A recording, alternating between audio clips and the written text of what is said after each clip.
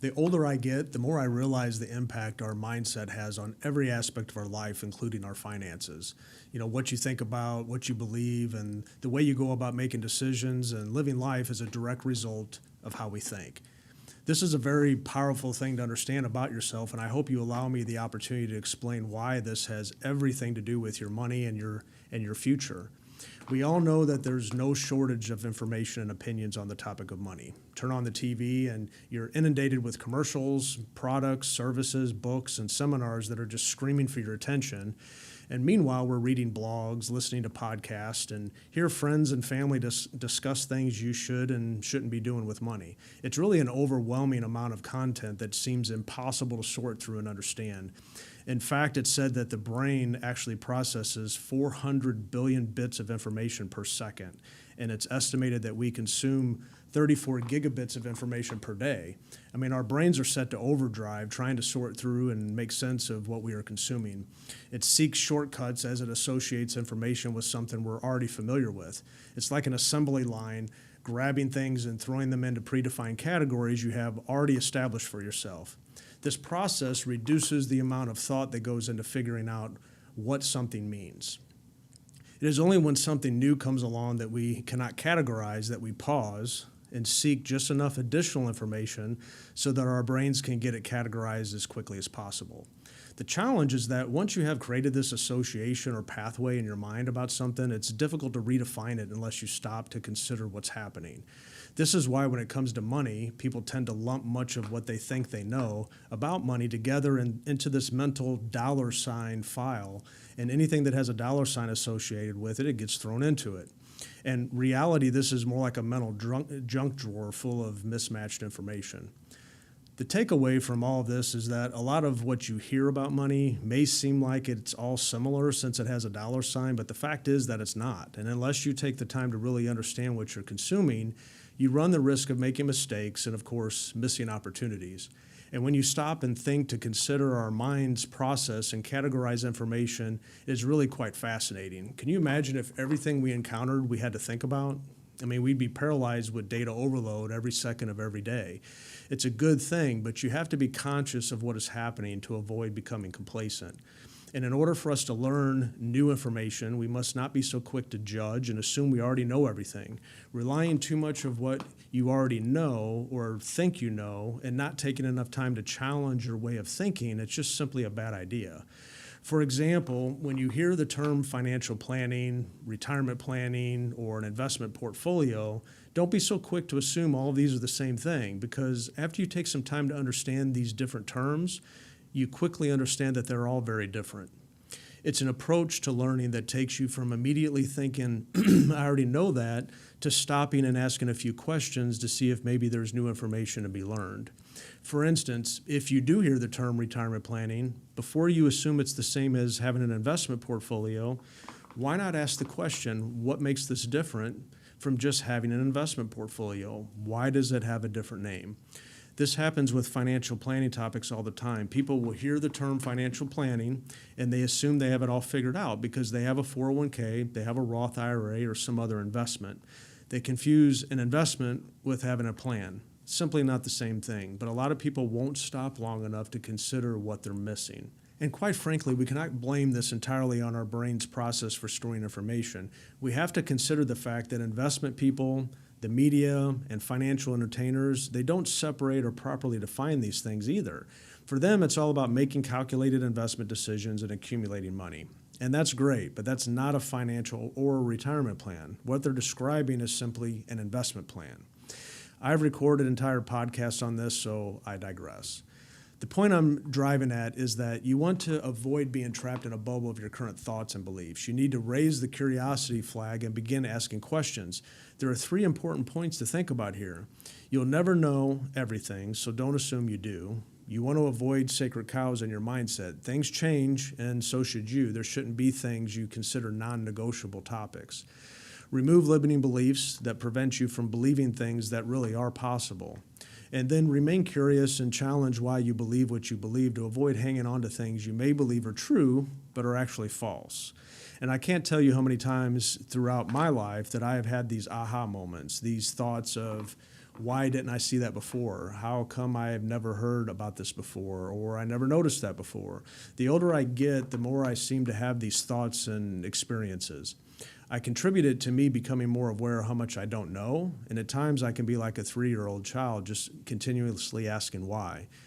Now, a sure sign that you're closing yourself off to new information is if you aren't regularly challenged with these thoughts. If you coast along in life and don't seem to have many new learning experiences, and you may want to begin cleaning out the mental junk drawer and sorting through what you think you know. When you begin to open up yourself to learning more, being curious, and challenging what you believe, you develop a mindset that's rooted in facts that guide your financial progress. So how do you challenge a mindset and a belief that you have created for yourself and begin to challenge what you know? The first thing is to stop and think. And this may sound like a really dumb idea until you stop and think about what I'm suggesting. We think all the time, right? But what are we thinking about? The average thought is rooted in fear, insecurities, worrying about something. If we allow it, our thoughts simply wander endlessly with no destination. The other thoughts we have are usually small reactive decisions to get us through a day. What to wear, what to eat, what's next, what to watch, where to go, what to say. The problem is that if this is the majority of your thinking, there's no progress being made. You're no better off the next day than you were the day before. It's so robotic that most people don't remember what they wore, what they ate, who they talked to, or what they even said a week later. The kind of thinking I'm talking about is creative thinking. What do I mean by creative thinking? This is thinking about your thinking about what you believe and asking why you believe it, thinking about your goals and strategically moving closer to them, thinking about your thoughts and moving away from random daydreaming and more towards meaningful thoughts. You can think of this process as cleaning out the junk drawer. It's funny when you clean out a junk drawer, you throw more than half the stuff away and wonder why you hung on to certain things in the first place. And the other thing about cleaning out a junk drawer is that you get this sense of satisfaction. It's a sense of organization. So the best way to begin cleaning up the information you have stored in your mind is to begin asking questions. The next time someone makes a comment about someone or something, instead of simply smiling and agreeing, ask questions. Smiling and agreeing is a passive response to avoid further depth of the subject. Instead, ask, why do you feel that way? How did you come to that conclusion? What makes you think blank is right? Be curious, don't judge, and don't assume. Let me challenge and ask you to write down all the beliefs you have about money, everything that you have read, been told, have heard about other people saying, and things that you've hold on to as truth. Things you say to yourself, things you think about when you're making a financial decision, include things you may suggest to other people or shake your head at when you hear someone say it. Just compile a list of these things right now if you can. Now, of course, if you're driving or doing something, just think about these things, but be sure to come back to this when you have a moment to write your thoughts down. This is the time to empty out that mental junk drawer to build an organized and meaningful mindset about money. This may take some time, so if you need to stop and create the list and come back to pick up where you left off, that's fine too. You're probably going to find that your list is made up of things you have read or heard about. There will be some things that you have done or experienced. Whatever these things are, we will go through a process for testing its claim and have it earn its place in your mind. The biggest factor to all this is realizing how important this process is to your life. These things you are hanging on to in your mind are driving your behavior. They may even be things you are telling other people to do. I mean, there's a lot resting on this list, so we want to make sure it's right. Okay, so now that you have this list of beliefs and things you are hanging on to, let's begin to ask questions and challenge why you believe what you believe. You could begin by simply asking the question, why do I believe this is important?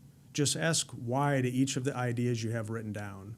Sometimes we hear things that sound good and hang on to the idea, but have never acknowledged its meaning. Why does it matter? The next question to ask is, what is it doing for you? What is the result of applying this to your life or situation? How is this useful for you? How will this make your life better? Remember in school when we were taught the scientific method to construct a hypothesis about an idea? If I do this, then this will happen. That is all we're doing here. You are formulating your reasoning and hypothesis for why you feel this idea is valid, and the next step is to begin testing the idea. Looking at the list of ideas, ask yourself first of all if it has been tested or if it's just a concept. Is it something that sounds right, or is it something where the math has been shown to support the claim? Have you or someone else been shown the math or supported the idea?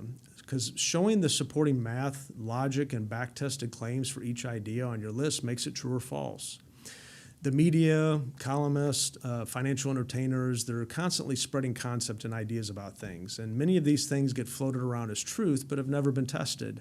You will hear things like you should always do a 15-year mortgage to get it paid off as quickly as possible to save all the interest on a 30-year mortgage. You probably have heard that before. Well, even though this sounds reasonable and is often discussed as fact, the math doesn't support the idea. In fact, it's slightly the opposite.